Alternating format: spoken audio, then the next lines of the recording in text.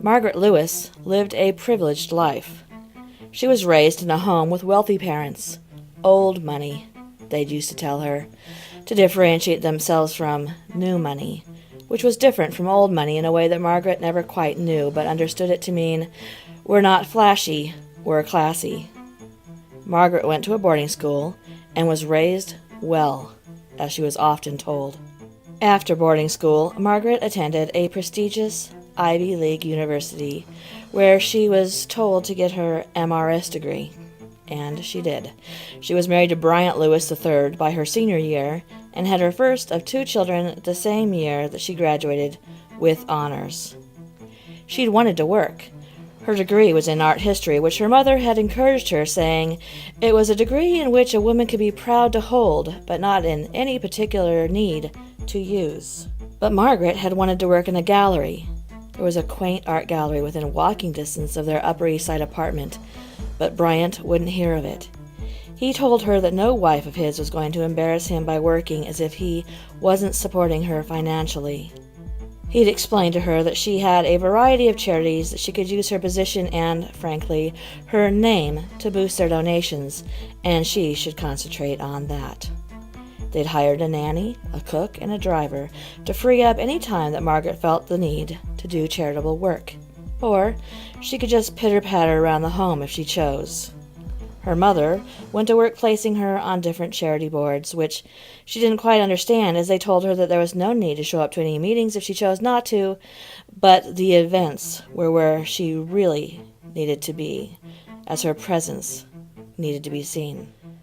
She didn't help plan the events, and she didn't much like them.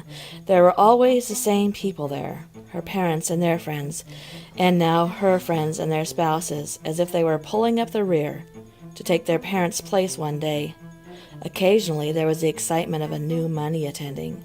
They'd almost always wear garish jewelry, some type of fur, be dropped off by an offensive limousine. "Town cars," said Daddy. "For God's sake, people, don't they even know to take a town car?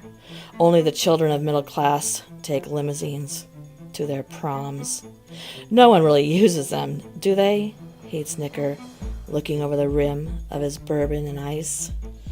Margaret looked forward to seeing the new money attempt to break into the castle, as she called the upper-class society. She liked that they had fun with their money, and even as ridiculous as those tacky runway clothes looked, at least they were different and interesting. Not the same black, red, and champagne colors that there was always a sea of. Bryant had spent only a few months as an emergency room physician before he was quickly moved to the head of surgery and placed on the board of Regency North. His father donated loads of money to the hospital and its charity works. She never knew exactly how much money Bryant made, as she'd never seen a bank slip. No need to, her father had told her, after she'd asked if he discussed money with her mother. "Margie, your place is as his wife and the mother of his children. You must understand that this is as an important job as his, but in a different way. Your job is to uphold the standards we've instilled in you. You must exhibit them to everyone, from the grocer to your staff to your children, of course. Bryant needs to know that he can depend on you steering the ship while he captains it. He need not bother you with the ins and outs of the financial matters. You, my dear, have enough on your plate." And so she did, she supposed. There were at least 2 charity functions per week, and even if she felt under the weather, her mother prodded her along. "Dear, our family must make a showing. The entire family. Do you understand me?" "Yes, Mama, I understand." And she'd go. She'd went to the hospital's children's charity just 3 days after giving birth to her son Bryant IV. She imagined that the only way she'd be excused to not attend a function was if she were on her literal deathbed, and even then, she bet that she'd be wheeled in for the required 30 minutes for everyone to see her there. At some point in their marriage, Margie did notice that they seemed to be spending more money than usual. They'd always spent well, as her dad had always said, meaning enough to be dressed, groomed, driven, and charitable, but not so much as to look as though you were trying to draw attention to yourselves. The name of a designer of your bag was never asked. Heavens, no. A good eye spotted the designer of a bag, the season it was released, and if it had been used 1 month too many. You should retire a bag for at least 5 years, after the use of a maximum of 3 months, and then you could bring it back out as vintage. There were rarely the red bottoms of heels that so many new moneys wore. Gauche, her mother would say. It should be simple elegance. Not too much shimmer, not too much jewelry. The only large diamond allowed was for a wedding ring. Nothing else. Not like the new moneys did. A statement watch for a gentleman was a necessity, and only 3 tailors in the entire state of New York were respected and fine enough to be used by old money. But lately, Brian had purchased a second statement watch and 2 more midweek timepieces. He'd gone to the tailor several times this month and even purchased a blue suit, which was nearly unheard of in their circle. He'd brought Margie home a diamond and ruby tennis bracelet, which she had to admit she did adore, but she knew that it was unlikely that she'd ever wear it anywhere, except perhaps during the Christmas charity season, as it wouldn't stand out so much as flashy as it is festive. And she'd seen him more than once in his study looking at something on his computer, with his brow furrowed. He'd taken calls at home, in his office, even if they'd rung through to the kitchen. He had 2 cell phones, she noticed one evening, as he placed one in his nightstand and one on it. She asked him about it, but he quickly changed the subject to something about his cousin's upcoming wedding. The next morning she'd gone to sneak into the drawer, and when she did, the phone was gone. She'd heard him twice in heated conversations saying something about ethics and oaths.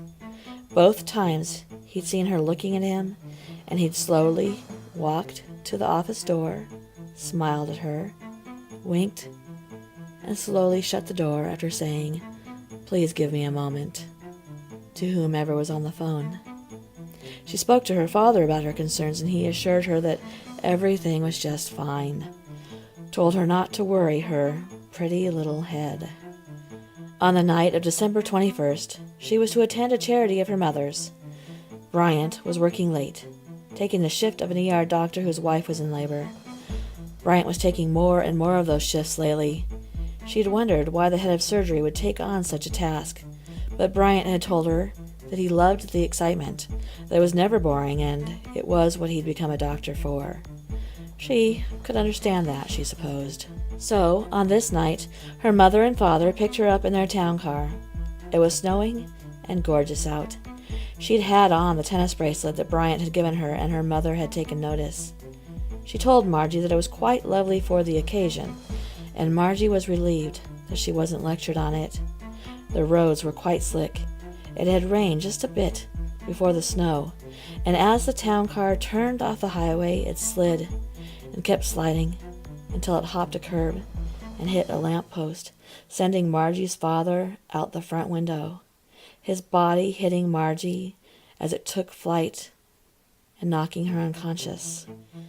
As Margie and her father arrived by ambulance at Regency North, they were met by Bryant.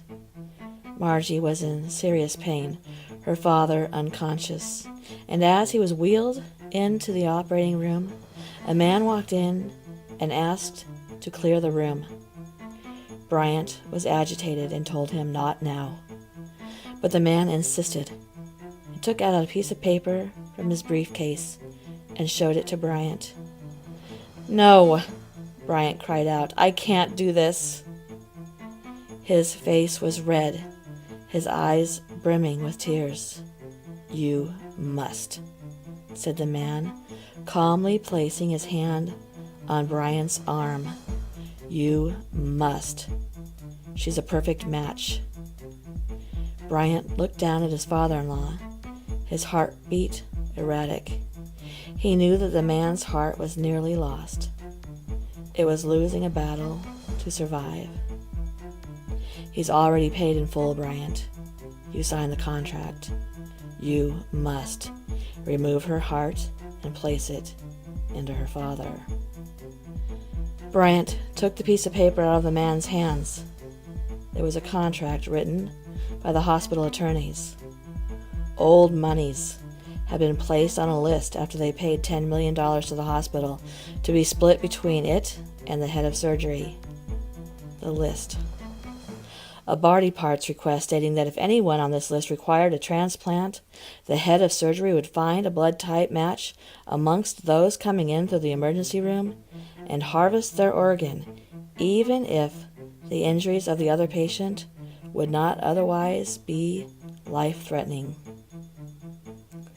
Margie was a match for her father. Hi everyone, make sure to subscribe to Exit Life and give this video a big thumbs up. And don't forget to share with all of your friends.